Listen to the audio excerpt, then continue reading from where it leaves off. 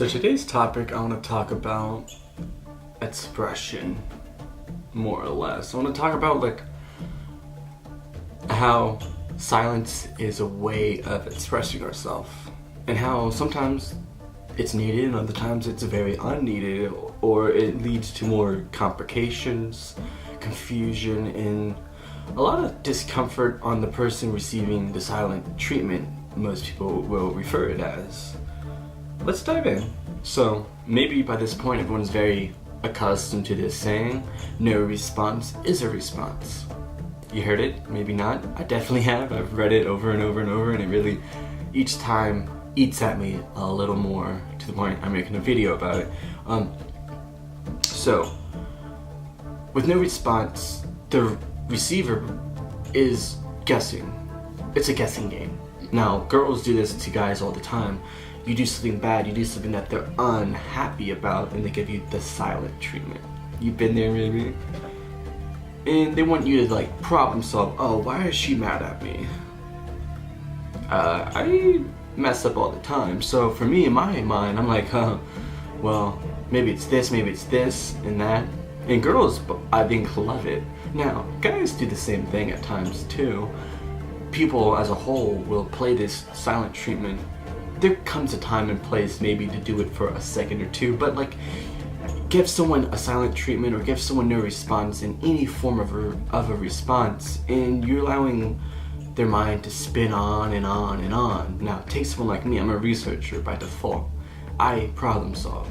It's my expertise. Any problem you give me, I will dig my mind into. I will very much so absorb and understand it as best as possible.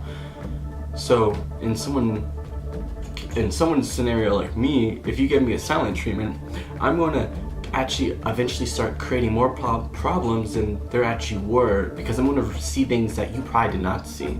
To the point, in a relationship, for example, you can actually, by giving someone a silent treatment, you can actually tear a relationship apart or cause more problems, more drama, and unneeded things that never had to happen if someone was just direct. That's the message of today. Being direct has its power. It has a very well power. A lot of people can't actually handle direct words, direct directions, direct anything, because it's pointing out a reality of how I see you, how I view this, etc. It's a reality though, and most people actually cannot digest real reality. They live in a false reality, and that's a whole other conversation. If we would learn to be direct, there'd be no guessing games. There'd be nothing to guess about. I would know how they view something. I then in respond can add to that and have a true, consistent, basically conversation that's building in both parties' direction. Because the second the silence, I'm thinking this way, you might be thinking this way, and eventually we're going to have to bridge this communication back together. The farther apart we go though, the harder it will become. Now, again, silence is good sometimes. For example, let's think of how many times you haven't actually responded directly. Let's be quiet for a second. Wasn't that silence actually good though? You actually had the time to think to yourself, to really be like, oh, I see.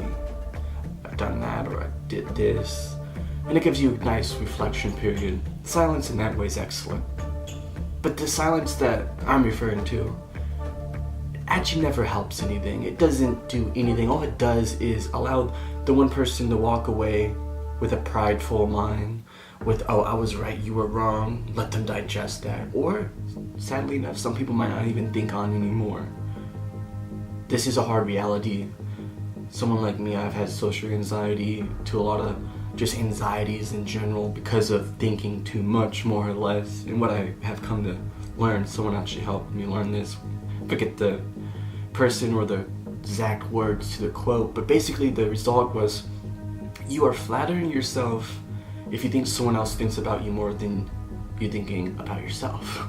More or less, the moral of the story was, we're selfish by default, we're very self-absorbed, our insecurities can get the best of us, and we are constantly thinking of ourselves, constantly thinking of what are other people thinking of me in this moment. And that's the ego-driven mind. The times you're not doing that, welcome to life without an ego. To get to that point, I believe it's hard. The more I just think of that thought alone, I learn a lot. When it comes to conversations, a conversation has vocal words, right? My hand motions, that's a whole language in its own. My eye contact, my head nodding, like any body movement more or less is its own language. The tone of my voice tunes into a language of its own.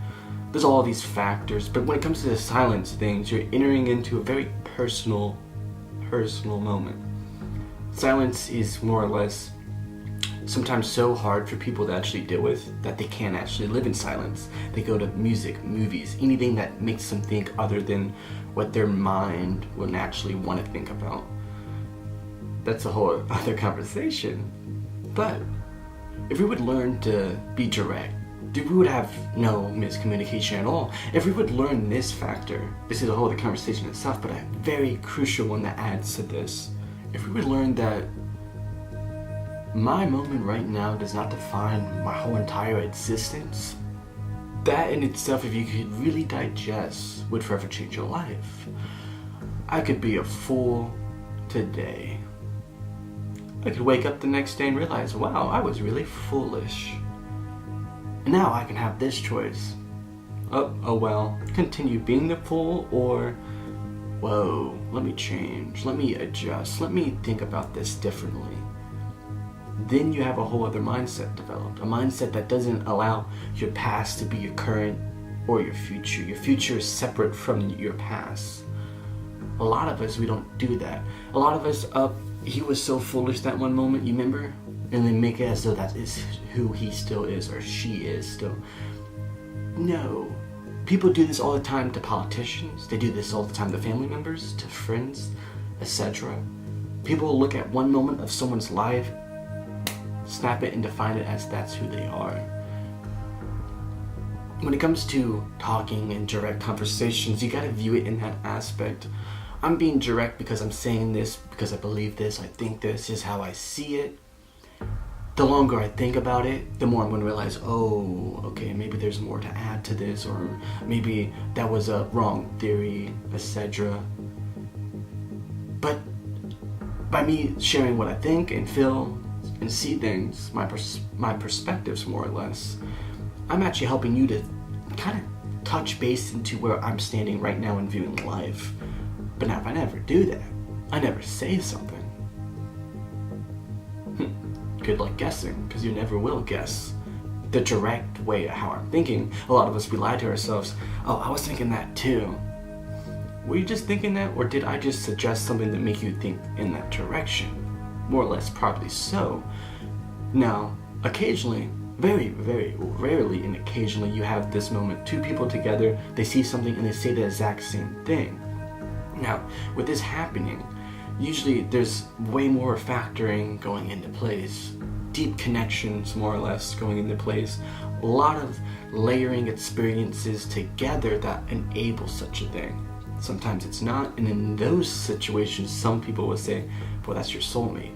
A soulmate doesn't have to be someone you're dating, it just means your soul connects, you really see things similarly to the point a lot of connections are almost identical, but there are going to be those differences. And sorry, maybe this is a little off topic, but it all matters, it all adds to all this. The key point is for today, if you would learn to be direct and not be afraid to be direct and understand those last few words as what I say now doesn't define me for tomorrow. It helps add to tomorrow, but doesn't define tomorrow. It defines today, of course. If I make a wrong choice or mistake of any kind, I gotta vocalize, hey, I screwed up. Can you forgive me? Can we now move on? Oh, I think we can move on. I'm mature enough to realize I can move on. I'm not immature and like small-minded. There's no more than this. Yesterday was all there is. That's all or nothing thinking, by the way. If we would learn to be direct, to express how we feel, think, see things, and don't really give people silent treatments, give people the opportunity by questioning them. Did you mean to do this to me? Or did you mean to do that in that way? Because I was affected in this way. This is how I feel. more or less you're going to realize people don't actually come around with knives behind their back or behind your back to stab you. Most people actually don't do that. Not if they love you, that is. If they don't really care about you, they might gossip about you. You have to realize this though, we have been subconsciously trained to kind of gossip. We have done this without knowing we have, because we are sponges. By me sharing this, now you're going to be more self-aware and cautious about maybe how you say stuff. That is, if you're listening to understand and not listening to reply. If you're listening to want to grow and add on to yourself, these words matter to you. If you're just kind of like, whatever, you're going to get a whatever response to your mind and body, because your mind is not going to actually really digest it. It's going to kind of actually put it in a delete file. Every single night you go to bed, your body's deleting files, memories, things that are not important. You add the importance by saying this is important. By your passion, your focus, this adds to your mind's memory box of saying, hey, this matters. Hey, I hope you enjoyed this video, and I hope as time goes on, you find your voice and vocalize it, power it out, because your expression matters. Silence is important, and it's sometimes needed. Please don't mistake me, but the majority of my personal experiences, it adds more problems than it does anything else. It allows the one person to just guess, and the guessing game hurts to the point, if you're in someone's shoes like myself, I sometimes just have to erase the file or not care. But I'm a caring person, so for me to actually do this is going against my nature. It goes against it all the way. And anyone who has a lot of emotions, a lot of feelings, and who actually truly cares, they will relate to what I'm saying. Direct words matter. If you don't think words have power, I hope you slowly do realize, hey, thank you.